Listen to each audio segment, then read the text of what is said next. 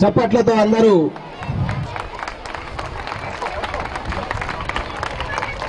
Thank you sir. మరి పావురాలేడు గంగాధర్ గారిని వేదికపై ఏఎంసీ చైర్మన్ గారిని వేదికపైకి రావాల్సిందిగా మనవి చేస్తున్నాం. Mallesh Goud general secretary volleyball association vice MPP వారిని వేదికపైకి రావాల్సిందిగా ఆహ్వానిస్తున్నాం. ప్రతాప్ సింగ్ గారిని, రాజిరెడ్డి గారిని డిఓ గారికి ఇచ్చేసి మరి పావురాలను ఎగరవేసి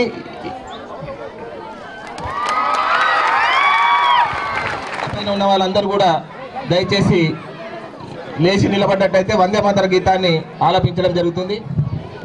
దయచేసి విద్యార్థులందరూ లేచి నిలబడండి, సైలెంట్ గా వందే మాతరం ఉంటుంది. దయచేసి వేదిక పైన ఉన్న పెద్దలకు కూడా వందే మాతరం సుజలాం సుఫలాం మలయజ శీతలాం సస్యశ్యామలాం మాతరం వందే మాతరం శుభ్రజోష్ణ పులకితయామిని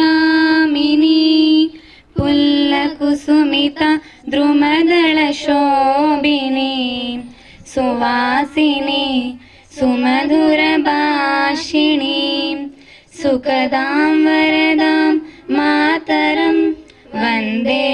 చిన్న ఆహ్వానం పలికేటట్టుగా డాన్స్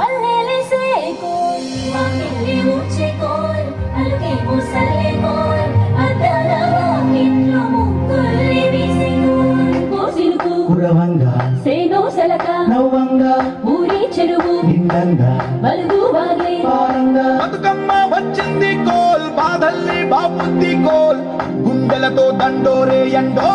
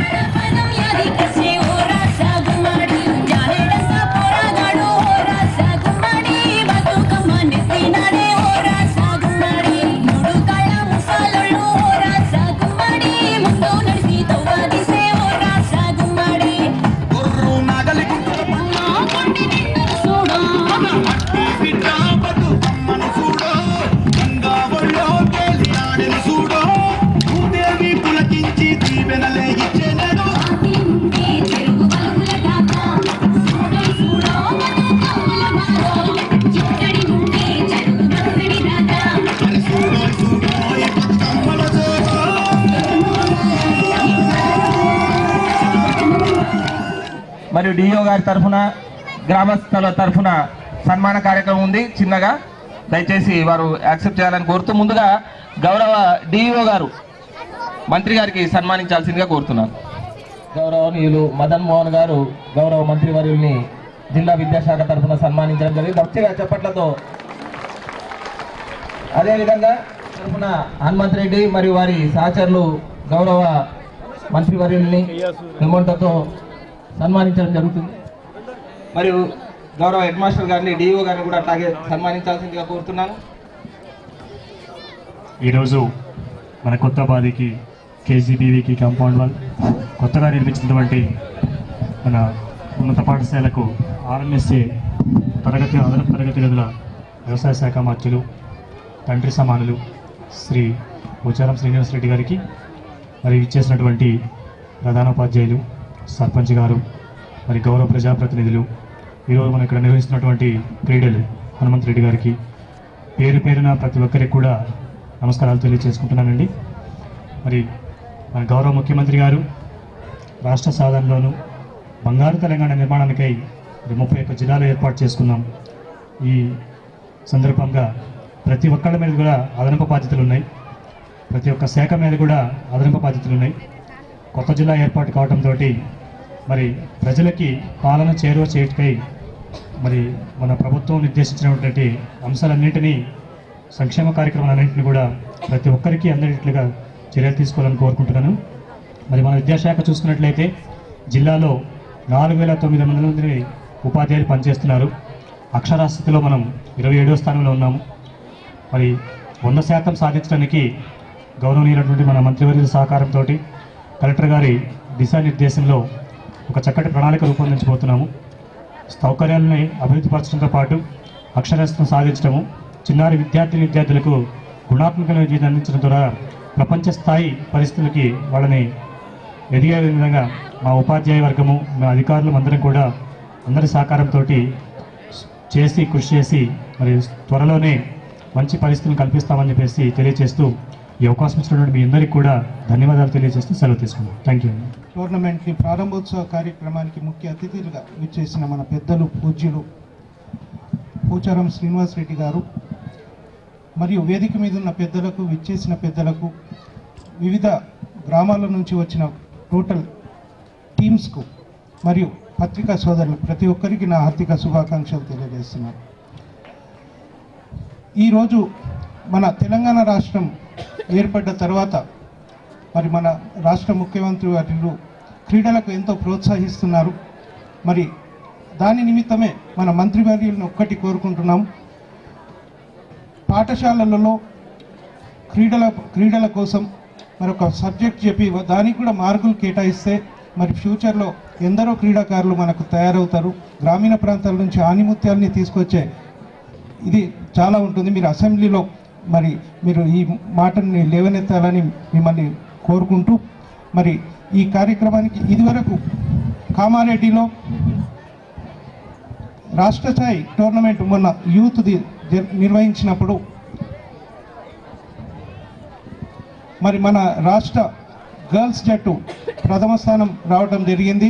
అందులో ఇక్కడ తిరుమలపూర్ పిల్లలు కూడా ఆడి మరి వారి ప్రతిభని కనబరచడం జరిగింది. మరి దానికోసం స్టేట్ సంఘం నుంచి కూడా క్రీడాకారులు ఇక్కడ ఏరియా నుంచి రావటం జరిగింది. అందుకోసమే ఇక్కడ సురేందర్ పీఈటీ మా దగ్గర టోర్నమెంట్ నిర్వహించాలని చెబితే ఒక క్షణం కూడా ఆలోచించకుండా అక్కడి నుంచి వచ్చే టీంలకు ఇబ్బంది అవుతాయి అన్నా కానీ మరి ఇక్కడే నిర్వహించడానికి మేము వెనుకకు రాలేదు.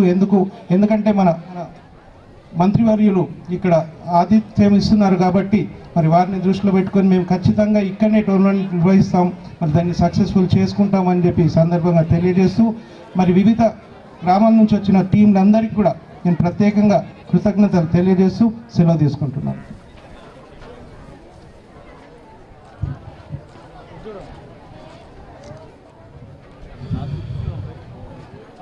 ఈరోజు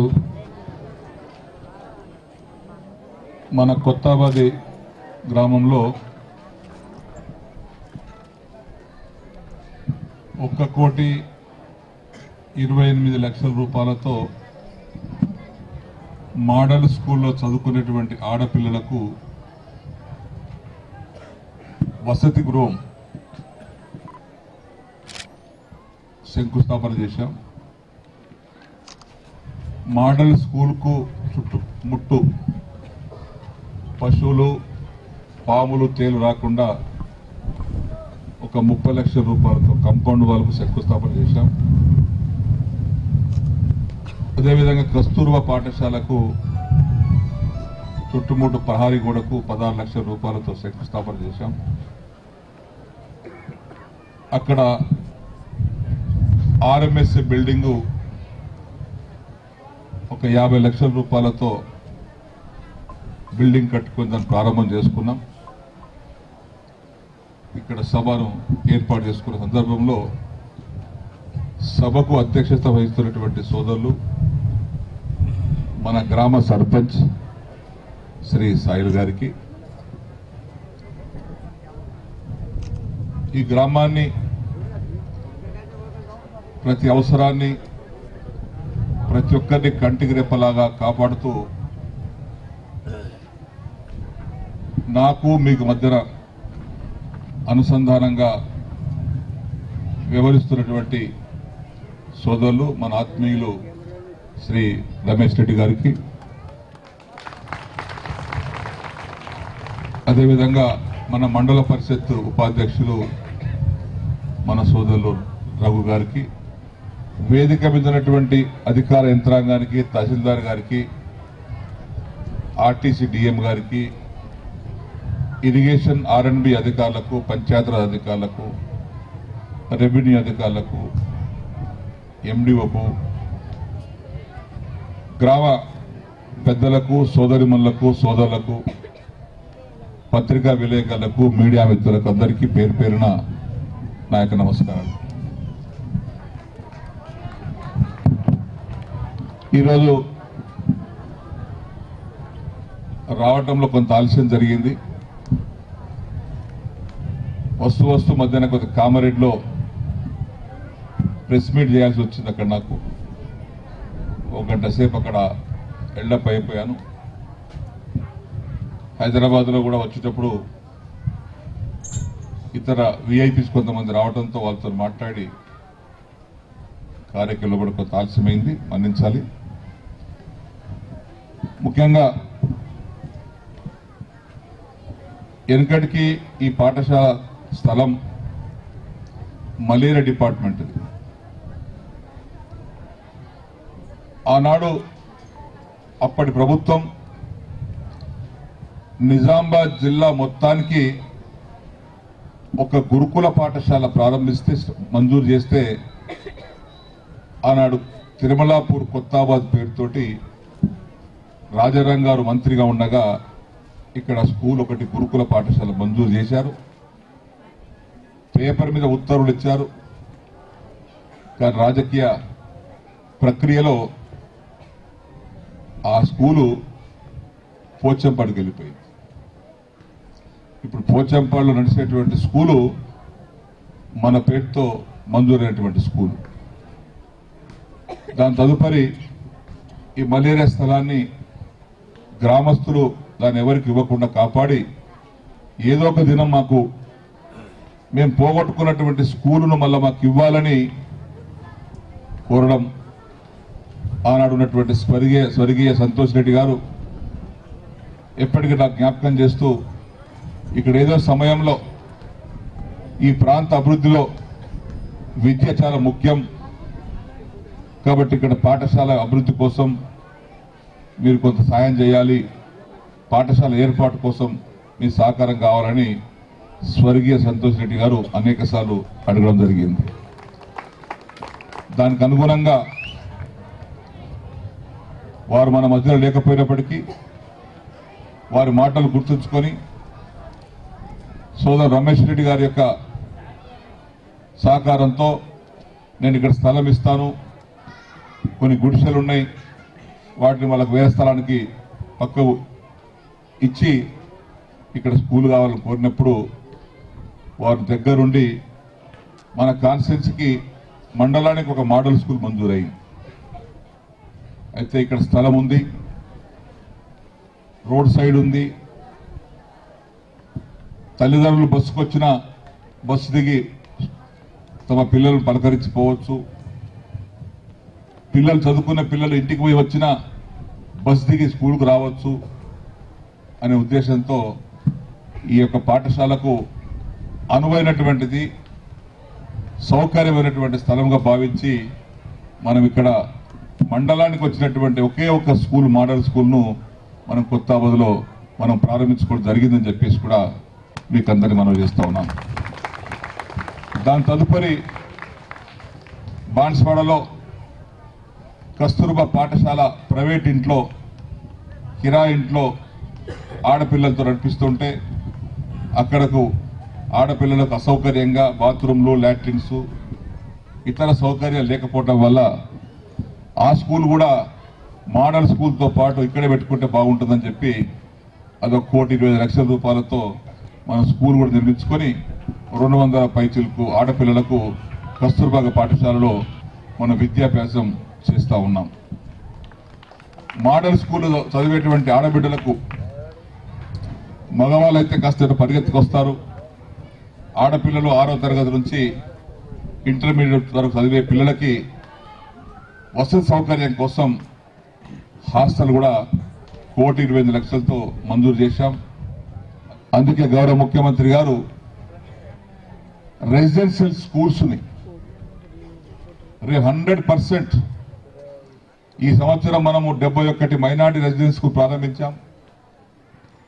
నెక్స్ట్ ఇయర్కు ఇంకో 90 మన క్యాబినెట్ శాంక్షన్ చేశాం. వచ్చే సంవత్సరం 2 సంవత్సరాలలో మైనారిటీస్ కి రాష్ట్రంలో 500 రెసిడెన్షియల్ స్కూల్స్ మంజూరు కాబోతా ఉన్నాయి. అదేవిధంగా బీసీలకు, ఎస్సీ ఎస్టీలకు వారి జనాభా ప్రాతిపదిక పైన ఎట్లయితే మైనారిటీ స్కూల్స్ రెసిడెన్షియల్ స్కూల్ 500 ప్రారంభం చేయబోతున్నామో ఈ మిగతా కేటగిరీస్ కి మిగతా కులాలకు కూడా వచ్చే సంవత్సరమేమో ఒక నియోజకవర్గానికి ఒక బీసీ రెసిడెన్షియల్ స్కూల్ రాబోతా ఉంది.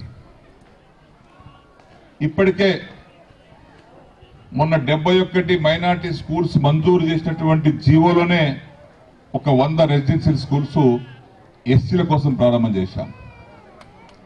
మరొక 50 రెసిడెన్షియల్ స్కూలు ఎస్టీకి ప్రారంభం చేశాం. మరొక 30 residential women hostels post matric SSC pass అయిన తర్వాత ఆడబిడ్డలు చదువుకోవడానికి అవకాశం ఉన్న హాస్టల్ వసతి లేకుండా రోజు బస్సుతో ప్రయాణం చేసే అవసరం లేకుండా 30 పోస్ట్ మ్యాట్రిక్ ఉమెన్స్ హాస్టల్స్ కూడా రాష్ట్రంలో మంజూరు చేశాం. ఆ విధంగా వచ్చే రోజులలో ఉన్నతమైనటువంటి విద్య ఏ కాంపిటీషన్ వచ్చినా ఏ పోటీ వచ్చినా హైదరాబాద్ లో చదువుకున్నటువంటి విద్యార్థికి సమానంగా ఈ గ్రామీణ ప్రాంతాల్లో చదువుకున్నటువంటి పిల్లలకు విద్యార్థులకు ఆ క్వాలిటీ ఎడ్యుకేషన్ ఇచ్చి మంచి భోజనం పెట్టి మంచి వసతి కలిగించి ఇప్పుడు ఇక్కడ బిల్డింగ్ కట్టుకున్నాం. ఆ బిల్డింగు రమేష్ రెడ్డి గారు కట్టారు కానీ నష్టపోయారు. అది 3 కోట్లు. కానీ రేపు జరగబోయే రెసిడెన్షియల్ స్కూల్స్ ఒక డిజైన్ తయారు చేసి చాలా పగడబందిగా అన్ని వసతులతో ఒక్కొక్క రెసిడెన్షియల్ స్కూల్స్ కి 20 కోట్ల రూపాయలు బిల్డింగ్లకు మంజూరు చేస్తా ఉన్నాం. అంటే 20 కోట్ల బిల్డింగ్ లో చదువుకోవటానికి ఇప్పుడు హాస్టల్లో పండుకుంటే ఒక్కొక్క రూమ్ లో 20 మంది 30 మంది పండుకుంటారు. అప్పుడు ఒక్కొక్క రూమ్ లో 4 ఉంటారు. మంచి వాతావరణంలో పండుకోవటానికి డార్మెట్ రూమ్స్, చదువుకోవటానికి క్లాస్ రూమ్స్, ఉపాధ్యాయులకు క్వార్టర్స్, డైనింగ్ హాలు, కిచెను, మంచి ఏర్పాటు, వాలీబాల్ మన ప్లే గ్రౌండ్, 5 ఎకరాల విస్తీర్ణంలో మోడల్ స్కూల్స్ ని అన్ని కులాల వారికి దాదాపు ఒక్కో కులానికి 500 అనుకుంటే 2000 పైన స్కూల్స్ రెసిడెన్షియల్ స్కూల్స్ వచ్చి గ్రామీణ ప్రాంత బిడ్డలకు నాణ్యతతో కూడుకున్నటువంటి విద్యను బోధించి రేపు పోటీలో వారు కూడా అన్నిటికీ అర్హత పొందే విధంగా మన ముఖ్యమంత్రి గారు కేసీఆర్ గారు ఆ యొక్క ఆలోచన చేస్తూ ఇప్పటికీ ప్రారంభించాం. ఎందుకంటే ఇక్కడ చదువుకునే విద్యకు హైదరాబాద్ లో చదువుకునే విద్యకు చాలా తేడా ఉంటుంది. రెసిడెన్షియల్ స్కూల్ అయితే ఇంతకుముందు నేను ప్రిన్సిపాల్ గారికి అడిగాను మోడల్ స్కూల్లో ఎస్ఎస్సి % ఎంతమంది వచ్చిందని. 97% అన్నారు. నాకు తృప్తి లేదు. ఇక్కడ పక్కన డిఓ గారు ఉన్నారు. ప్రైవేట్ స్కూల్లో చదువుకున్నటువంటి పిల్లగాడికి పిల్లకు అమ్మాయికి 1000 మార్కులలో 970 మార్కులు ఎందుకు వస్తున్నాయి? మరి మన మోడల్ స్కూల్స్లలో కస్తూర్బా పాఠశాలల్లో మన స్కూల్ చదువుకున్నటువంటి వారికి 800 మార్కులు దాటలేవు ఎందుకు? కారణం ఏంటి? అదే పిల్లగాడు ప్రైవేట్ చదువుకుంటే మార్కులు వస్తాయి, మన ప్రభుత్వ పాఠ చదువుకుంటే మార్కులు తక్కువ వస్తాయి. మరి ప్రభుత్వం రెసిడెన్షియల్ స్కూల్ స్టార్ట్ చేసినాం కాబట్టి ఒక్కొక్క విద్యార్థికి సంవత్సరానికి 84,000 రూపాయలు ఖర్చు పెడుతున్నాం ఒక విద్యార్థి పేరుతో. బట్టలు, భోజనాలు, మంచి భోజనం, ఇది ఆల్తుఫాల్తు భోజనం కాదు.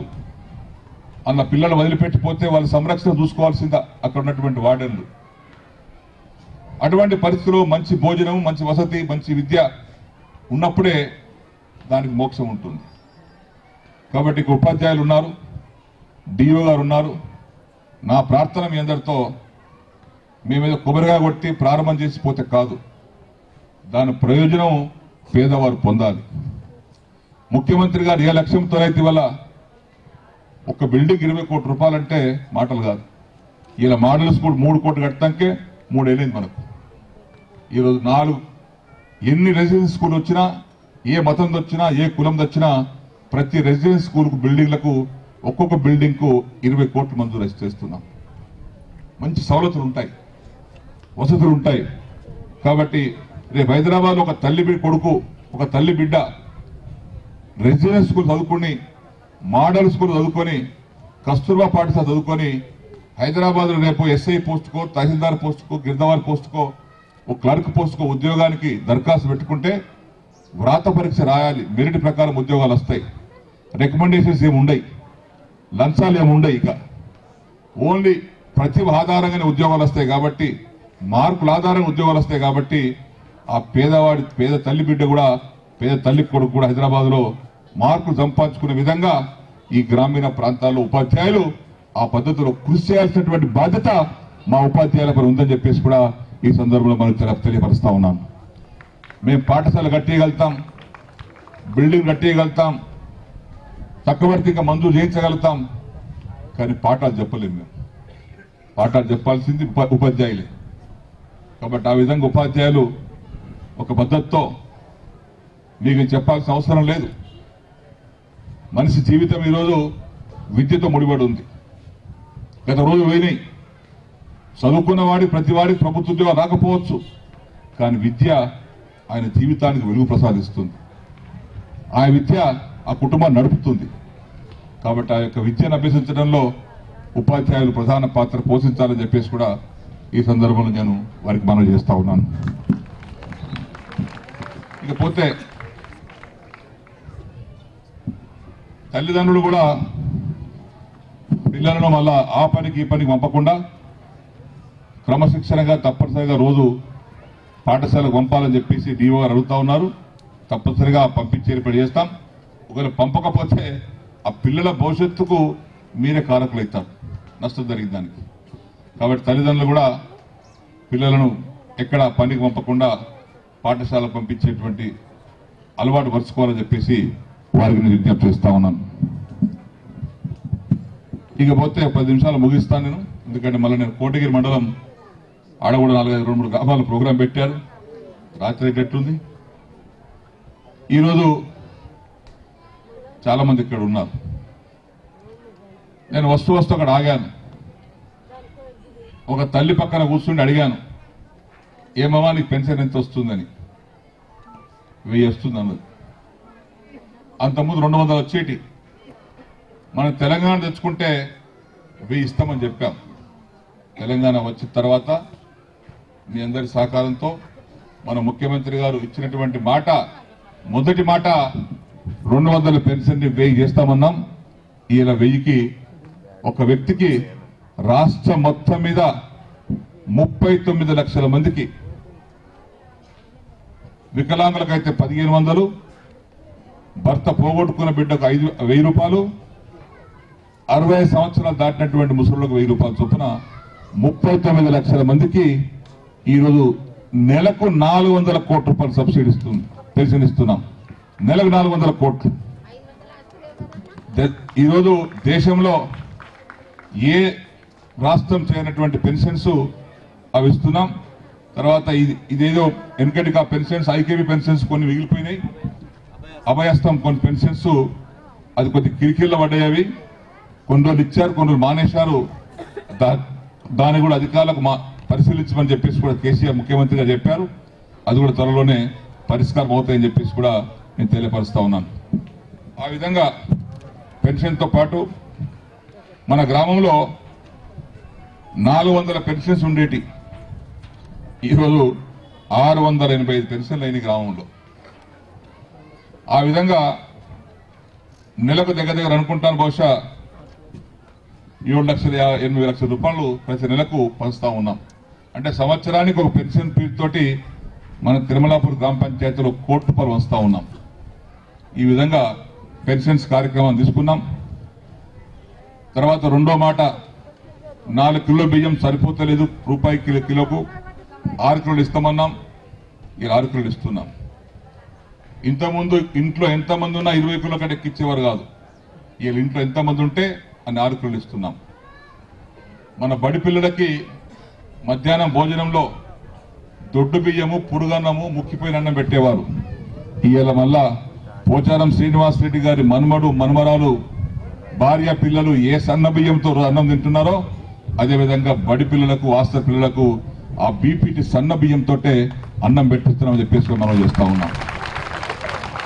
అదేవిధంగా అంగన్వాడీ సెంటర్లలో బాలింతలకు, గర్భిణీ స్త్రీలకు 3 మాసాల గర్భిణి నుంచి మొదలుకొని డెలివరీ అయిన 6 మాసాల వరకు అంగన్వాడీ సెంటర్లో పౌష్టికాహారం పెట్టమన్నాం. రోజు కడుపు నిండా ఒక పూట భోజనం, వేడి అన్నంతో ఒక పప్పు కూర, గ్లాసు నిండా పాలు, రోజుకు గుడ్డు చొప్పున ఇవ్వమని చెప్పాం. 3 మాసాల తల్లి బాలింతైన గర్భిణీ అయిన కాడి నుంచి 6 మాసాల బాలింత వరకు. ఎందుకంటే బాన్సులకు చూస్తుంటాం, ప్రసవించే సమయంలో ఆడబిడ్డ ఇంటి దగ్గర సరి అయినటువంటి ఆహారం లేక, రక్తం లేక, ముఖము కాలుబ్బి డెలివరీ కావాలంటే డాక్టర్ గారు అంటారు, నీకు రక్తం లేదు, నువ్వు రక్తం తెచ్చుకో అని. ఆ రక్తం ఎక్కించడం, ఆపరేషన్ చేయడం, ఓసారి తల్లిది కానీ పిల్లకి కానీ ప్రాణ నష్టం జరిగేటువంటి పరిస్థితి ఉంటుంది. కాబట్టి అటువంటి పరిస్థితి రాకుండా మన ముఖ్యమంత్రి గారు పౌష్టికాహారం చెప్పి ఆడబిడ్డకు కడుపుని అన్నం పెట్టించి డెలివరీ సమయంలో ఇబ్బంది లేకుండా చూస్తూ ఉన్నాం. అదేవిధంగా ఈ మధ్య కాలంలో 18 సంవత్సరాలు నిండినటువంటి ఆడబిడ్డకు పెళ్లి జరిగితే 15 రోజుల ముందు మీరు దరఖాస్తు పెట్టుకోవాలి. పెళ్లి కంటే ముందు మా తహసీల్దార్ గారు పరిశీలిస్తారు. దానికి శాంక్షన్ నేనే ఇస్తాను. ఆ శాంక్షన్ ఇచ్చిన డబ్బు 51,000 రూపాయలు హిందువులకైతేనేమో కళ్యాణ లక్ష్మి పేరుతో 51,000 రూపాయలు, ముస్లింస్కి అయితేనేమో షాదీ ముబారక్ పేరుతో 51,000 రూపాయలు చెక్ ఇస్తున్నాం. దాంతో హాయిగా పెళ్లి చేసుకోవచ్చు. నేను ఈ సందర్భంలో మీకు గుర్తు చేస్తా ఉన్నాను, 51,000 రూపాయలు ఎందుకు ఇస్తున్నాం? మీరు అప్పుల పాలు కావద్దని, పెళ్లి ఆడబిడ్డ పెళ్లి చేసి. కానీ కొంతమంది చారణ ఆమ్దాన్ ఉంటే బారణ ఖర్చు పెడతారు, అప్పుల పాలవుతారు. వడ్డీ తెచ్చుకొని వడ్డీ తీర్చలేక ఆస్తులు అమ్ముకుంటారు. రూపాయలు ఇచ్చినటువంటి ముఖ్యమంత్రి ఎవరు లేరు. మన తెలంగాణ రాష్ట్రం ఇచ్చుకున్నాం. దానికి ఎంత ఖర్చు అంటే నేను లెక్క చేశాను.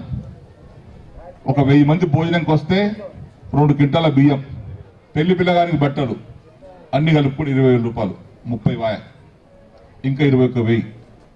కూరగాయలు తెచ్చుకోవచ్చు, పప్పులు తెచ్చుకోవచ్చు, నూనె తెచ్చుకోవచ్చు, బాసింగాలు తేవచ్చు, పూలదండ తెచ్చుకోవచ్చు, 4 కుర్చీలు వేసుకోవచ్చు.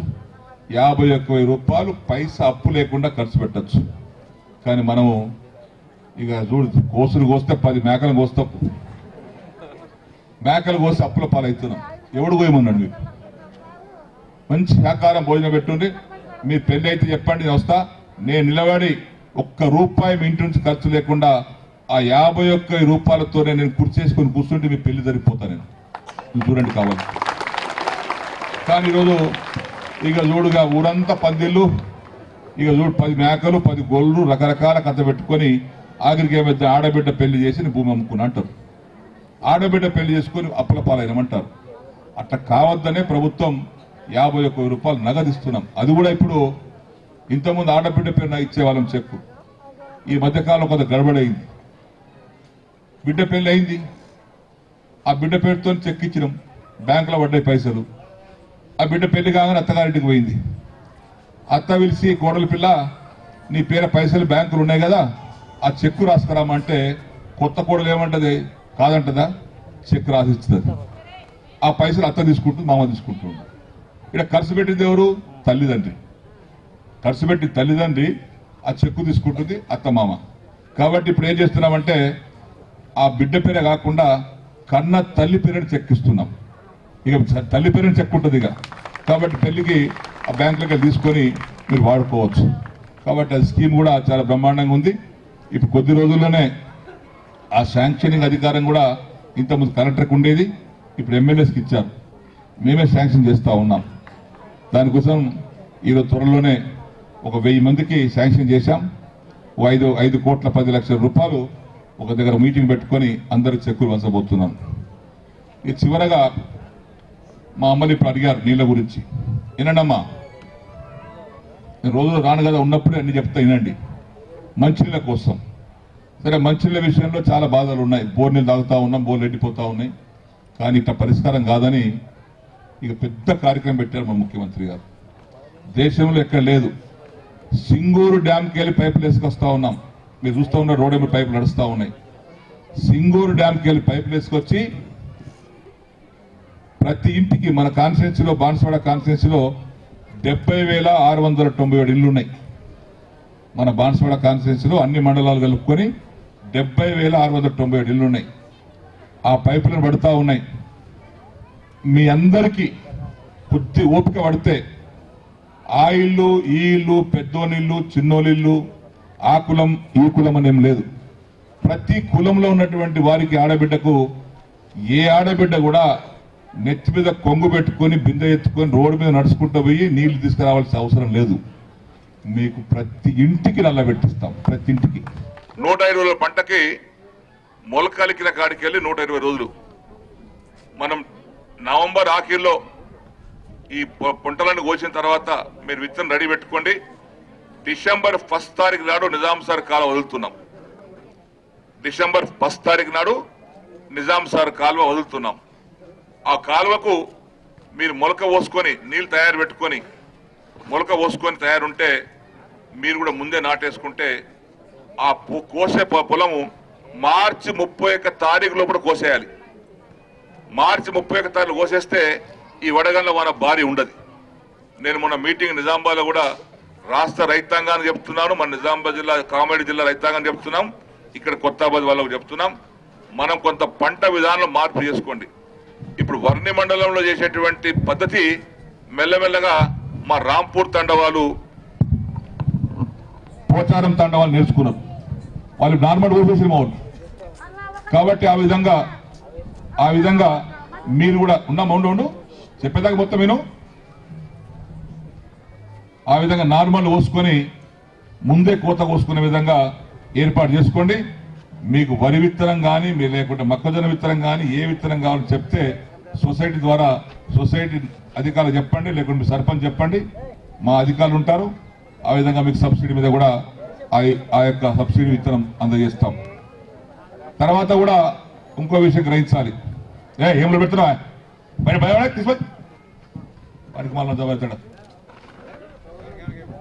తర్వాత ఈయన తాగొస్తుంది మాట్లాడుతున్నా కూర్చుంటా.